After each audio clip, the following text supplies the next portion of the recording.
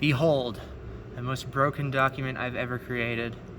This puts SolidWorks in an extremely glitched state, which is not good. So first was gonna ask about this. So that's a whole lot of errors. That's fun. Anyway, so you may notice that that does not look right at all, does it? Let's try to move the camera. Oh, it's gone. Where did it go? You might think you can press space and use the orientation cube to find it, right? So you do this. Where is it? Is it visible? It is still there.